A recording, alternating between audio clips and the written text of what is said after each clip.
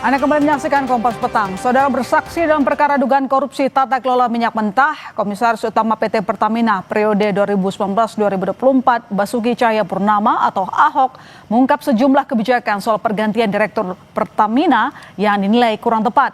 Ahok menantang jaksa agar memeriksa petinggi BUMN hingga Presiden saat itu Joko Widodo. Periksa tuh sekalian BUMN, periksa tuh Presiden bila perlu. Kenapa orang terbaik dicopot? Basuki Cahayapurnama atau Ahok memenuhi panggilan sebagai saksi dalam sidang dugaan korupsi tata kelola minyak mentah dan produk kilang di PT Pertamina periode 2018-2023 yang digelar di Pengadilan Tipikor Jakarta Pusat Selasa pagi. Komisaris Utama Pertamina periode 2019-2024 itu mengatakan akan bersaksi apa adanya. Ia membawa dokumen yang diperlukan dan disimpan di dalam ponselnya. Salah satu pernyataan Ahok yang mencuri perhatian adalah soal terbatasnya wewenang Dewan Komisaris dalam menindak direksi yang bermasalah saat jaksa menanyakan soal dua mantan direksi, Joko Priyono dan Masud Hamid. Ahok bahkan menantang jaksa untuk memeriksa pihak yang lebih tinggi, yaitu Menteri BUMN dan Presiden saat itu Joko Widodo. Saya pikir BUMN ini keterlaluan, mencopot orang yang bukan meritokrasi. Kenapa orang yang mau lakukan, saya lakukan, dicopot. Ini orang terbaik Pak Joko itu. Makanya saya tulis dicopot. Makanya saya selalu bilang sama Pak Jaksa, kenapa saya mau lapor ke Jaksa? Periksa tuh sekalian BUMN, periksa tuh Presiden bila perlu. Kenapa orang terbaik dicopot? Selain itu, Ahok juga menjelaskan alasan dirinya mundur dari Pertamina lantaran tak sejalan dengan Jokowi. Mulai dari penolakan Jokowi saat Ahok meminta jabatan Direktur Utama Pertamina hingga penolakan sejumlah usul yang Ahok sampaikan. Pak Presiden, kalau Anda betul-betul mau saya perbaiki Pertamina, kasih saya jabatan dirut atau enggak sama sekali. Dan ketika usulan saya ditolak soal subsidi segala macam, program tidak lakukan, saya nyatakan saya mundur. Saya bukan kejar gaji, bukan kejar jabatan. Saya kejar legacy untuk memperbaiki Pertamina kok. Kalau Anda nggak sepakat dengan saya, walaupun Anda Presiden, saya berhenti. Oke, cukup. Itu saya lakukan, Pak. Sudah. Keterangan itu disampaikan saat bersaksi pada sidang pemeriksaan kasus dugaan korupsi tata kelola minyak mentah dan produksi kilang pada periode 2018-2023 yang menyeret 9 terdakwa, salah satu terdakwa merupakan pemilik manfaat PT Navigator Katulistiwa, Muhammad Keri Adrianto Riza, yang merupakan putra Riza Khalid. Dan tersangka lain, Direktur Utama PT Pertamina International Shipping, Yoki Firnandi, Vice President Feedstock Management PT Kilang Pertamina International, Agus Purwono, hingga Direktur Utama PT Pertamina Patraniaga, Rifa Siahaan. Tim Liputan, Kompas TV. Presiden ke-7 Republik Indonesia Joko Widodo disinggung dalam sidang kasus korupsi. Kali ini dugaan korupsi tata kelola minyak mentah dan produk kilang di PT Pertamina periode 2018-2023. Lalu apa arti pernyataan Ahok di muka sidang yang disampaikan Basuki Cahayapurnama atau Ahok? Kita bahas bersama Valdo Maldini, politisi Partai Solidaritas Indonesia (PSI), dan juru bicara DPP PDI Perjuangan Guntur Romli. Selamat petang Mas Valdo, selamat petang Mas Guntur. Selamat petang, Ilona, Mas Guntur, semuanya. Assalamualaikum. Mas Valdo, apa tanggapan Anda? Nama Jokowi disebut dalam sidang, bahkan Ahok bilang kalau bisa diperiksa saja. Iya, pertama kami kira kita harus jernih ya, membedakan opini politik dan mekanisme hukum. Karena kasus korupsi yang terjadi itu ya domain penegak hukum, bukan panggung debat persepsi. Karena kita ini negara hukum, yang bicara tentu alat bukti, Mbak, bukan emosi. Yang kedua, Pak Jokowi ketika menjadi presiden, ya bukan pengelola operasional Pertamina gitu. Tidak ngurus tender, tidak ngurus kontrak, apalagi yang namanya transaksi. Pertamina adalah BUMN yang punya direksi, komisaris, audit internal, bahkan pengawasan.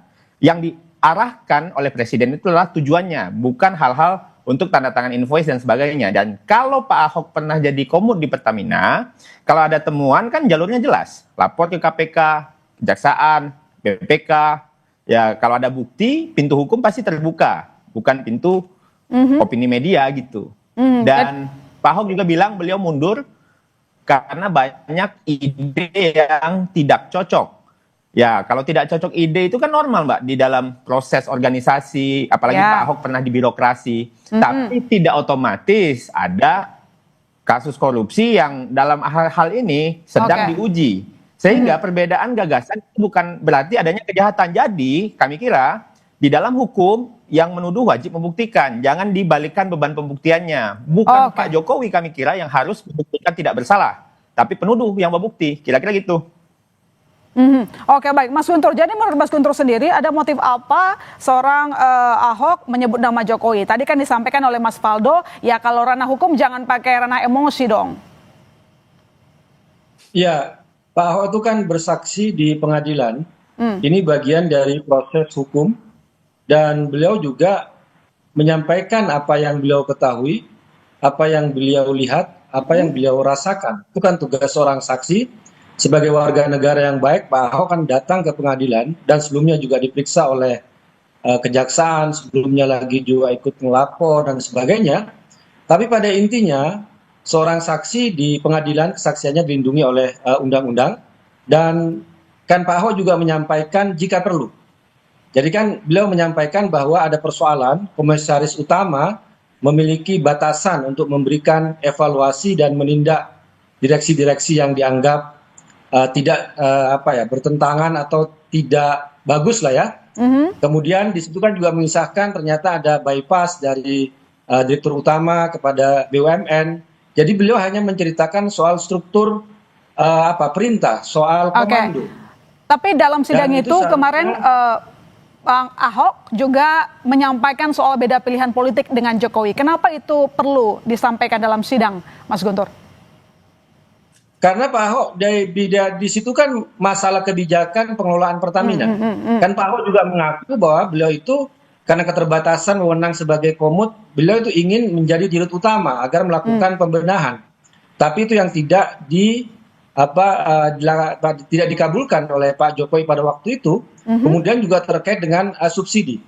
Kalau Pak Ahok kan ingin subsidi itu biar tidak dihambur-hamburkan uang, bukan kepada barang, bukan kepada minyaknya, tapi misalnya subsidi yang tepat kepada orang-orang yang memang memerlukan. Pak Ahok kan mengusulkan subsidi itu menggunakan voucher misalnya, diberikan kepada orang-orang yang memang berhak mendapatkan subsidi tersebut. Masalahnya sekarang, yang subsidi sekarang kan siapapun bisa menikmati BBM bersubsidi. Ini yang juga sering dikritik oleh Pak Ahok, itu yang menyebabkan kebocoran dari anggaran negara, gitu Mbak. Jadi ada motif politik tidak kira-kira pernyataan seorang Ahok di persidangan? Singkat saja, Mas Guntur. Kalau saya melihat tidak ada motif politik, Mbak. Dia kan ingin lebih mengklirkan proses hukum ini, dan juga beliau menyampaikan apa yang beliau ketahui. Kalau memang di sini ada intervensi dari komando dan sebagainya, kan menurut beliau kan tidak hanya komut yang harus diperiksa, tapi Menteri BUMN dan jika perlu pun juga seorang presiden juga bisa diperiksa. Dan itu dalam arti diperiksa kan belum tentu bersalah. Jadi Bung Faldo jangan terlalu ketakutan ya ketika ada usulan bahwa itu proses hukum yang biasa. Orang diperiksa oleh kejaksaan, oleh KPK, oleh polisi, itu hal yang wajar ketika bersinggungan dengan suatu kasus, bukan berarti artinya orang itu bersalah. Apalagi Pak Ahok kan sudah mengatakan jika perlu. Begitu. Baik, Mas Faldo, tidak ada motif politik katanya. Jadi kalau memang tidak ada motif politik, ketika nanti misalnya Pak Jokowi dipanggil, akankah siap untuk memberikan keterangan? Ya, yang namanya proses hukum ya kita sama-sama hormati. Siapapun pasti hormat untuk itu. Apalagi untuk orang yang pernah menjadi presiden seperti Pak Jokowi. Namun kita bicara pernyataan yang terdengar cukup personal ya. Karena membawa cerita relasi ide dengan presiden gitu.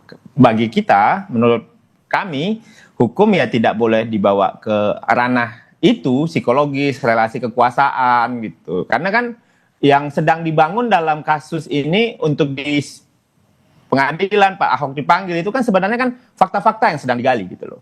Nah, bisa kami sampaikan di era Pak Jokowi kala itu memang terjadi banyak penguatan audit, transparansi, bahkan digitalisasi BUMN itu diperluas, termasuk aplikasi My Pertamina yang juga didiskusikan dalam sidang itu. Jadi menurut Anda keterangan Pak Ahok di persidangan itu kemarin memang lebih ke ranah politis, bukan fakta hukum, atau mungkin menurut Anda justru menyerang seorang Jokowi? Iya, kami kira yang paling penting hari ini kita harus bisa sama-sama tahu bahwa kasus yang terbongkar hari ini kami kira justru bukti dari sistem yang bekerja, bukan bukti presiden yang menutup mata. Sebaliknya nih, dan memang selama Pak Jokowi menjabat itu memang tidak pernah kan menghalangi KPK, Kejaksaan, Polri untuk melakukan klarifikasi penegakan hukum. Karena kan kita negara punya mekanisme resmi sebenarnya, dan presiden itu juga tidak kebal hukum memang, tapi tidak juga bisa dihukum tanpa bukti, gitu loh. Nah, sehingga kalau semua penudingan ini bisa disampaikan oleh siapapun tanpa data, ya mungkin ya aspirasi dari sudut pandangnya Mas Guntur kayak tadi. Tapi kan kita akan membuat negara kita menjadi arena prasangka gitu loh. Nah, kita sama-sama perlu nih menjaga agar penegakan hukum, pemberantasan korupsi itu tetap beradab dan profesional. Melawan korupsi baik. Tidak boleh dengan cara mengorbankan keadilan juga. Terlepas dari itu, kita tunggu aja. Oke, Mas Guntur, kalau kata Mas Faldo ini, kalau kita ringkas ini lebih maksudnya politis, bukan soal fakta hukum. Dalam beberapa kasus korupsi, baik di kejaksaan, itu kan memang selalu disebut nama Jokowi sebagai presiden. Kalau kita bicara soal fakta, ini kan fakta komando. Misalnya dalam kasus misalnya Nadiem Makarim, ya. Sebelumnya juga kasus apa itu? Beberapa kasus memang menyebut, ini bicara soal fakta hierarki komando. Bicara soal BUMN, maka di atasnya adalah Kementerian BUMN.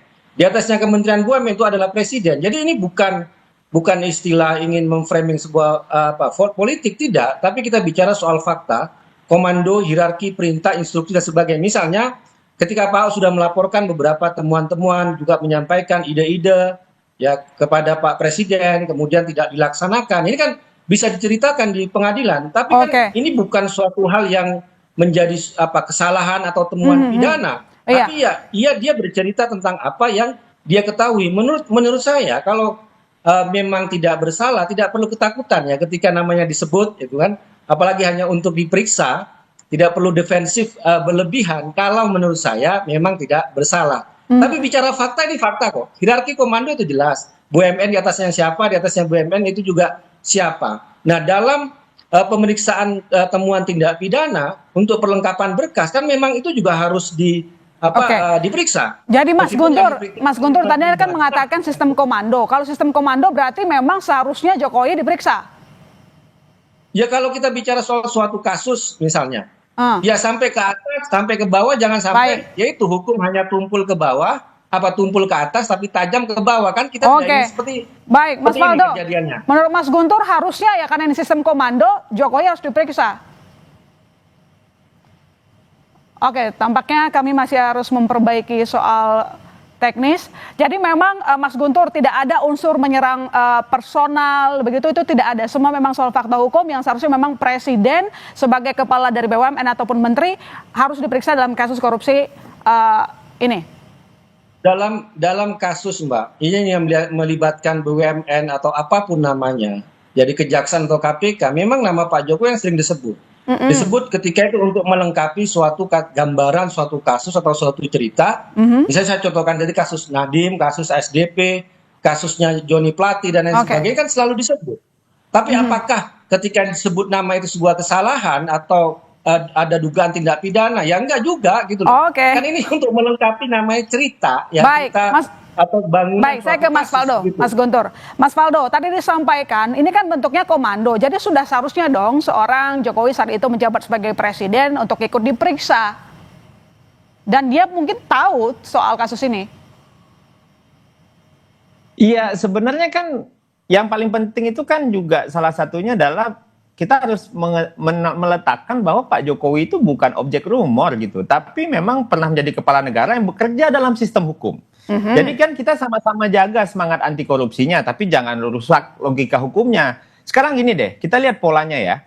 Banyak kasus hukum, ekonomi, konflik elit, bahkan ujung-ujungnya nama Pak Jokowi yang diseret gitu. Padahal seringkali nih yang diperiksa itu ya direksi, pejabat teknis, menteri, atau bahkan pengambil keputusan yang sangat operasional dan bukan presiden, Mbak Ilona. Nah, karena kita lihat kan ini menunjukkan beberapa hal bahwa memang Pak Jokowi pernah menjadi simbol kekuasaan, jadi semuanya dikaitkan dengan beliau. Ada kecenderungan juga mempersonalisasi masalah sistematis atau sistemik agar kelihatan politis dan dramatis, kalau menurut saya. Sehingga kalau setiap masalah ditarik begitu, yang rusak bukan hanya reputasi orang, tapi logika kita bernegara. Jadi kita itu jadi bisa lupa bahwa hukum itu bekerja itu ada strukturnya, bukan simbolisasi. Jadi Ahok terlalu personal, terlalu dramatis keterangannya kemarin, Mas. Karena menurut saya belakangan ini terjadi ada pola-pola begitu. Tapi terlepas dari itu, kita sama sesama masyarakat, kita waras saja melihat persoalan ini. Memang kalau seandainya proses penegakan hukum ya kita kawal, ya kan? Tapi kalau seandainya ada yang ngomongnya agak kesana kemari, ya kita anyepin aja, ya udahlah, yang penting kita jelaskan gitu loh Mbak, bahwa sistem hukum itu bekerja di Indonesia, apalagi di era pemerintahan Pak Prabowo dan Pak Gibran seperti sekarang. Oke, Kuat jadi sekali. baik. Jadi Mas Guntur, kalau Anda sendiri yakin, optimis bahwa nanti Jokowi bisa diperiksa sesuai dengan keterangan dari seorang Ahok? Ya kalau saya sih nggak optimis Mbak, karena apapun kasus korupsi misalnya yang di situ disebut nama Jokowi ya selalu tidak ada tindak lanjut ya. Ataupun Jokowi dengan menantunya, dengan Bobi kan berapa kali juga disebut misalnya di pengadilan. Tapi menurut saya begini, kalau ini menjadi alasan yang aneh atau personal, kalau nama Jokowi itu hanya disebut dalam suatu kasus. Tapi kalau dalam beberapa kasus, ya, ini bukan mengatakan bahwa Jokowi pasti bersalah atau melakukan tindak pidana korupsi, enggak. Ya. Tapi ini kan cerita atau pengakuan atau kesaksian dari orang-orang katakanlah yang diperiksa dalam suatu kasus dan banyak kasus. Saya contohkan tadi beberapa kasus dan selalu disebut namanya Pak Jokowi ya. Masyarakat juga pasti juga akan sadar nih, kenapa kok selama ini kok disebut nama Jokowi. Jadi ini bukan untuk memframing ya, atau hanya Ahok yang bicara terkait hal ini. Saya katakan Nadiem juga bicara, Joni Plate bicara, kasus SDP juga bicara, kasus yang ekspor ilegal apa itu, yang nikel juga disebut nama itu. Jadi menurut saya ini bukan lagi kasuistis ya, atau hanya melakukan personifikasi atau serangan pribadi kepada Pak Jokowi, karena kita melihat ini beberapa kasus kalau hanya Ahok yang bicara dalam nama Jokowi. Baik, kita tunggu saja nanti bagaimana perkembangan kasusnya ya, Mas Guntur, Mas Waldo. Terima kasih telah bergabung di Kompas Petang. Selamat sore.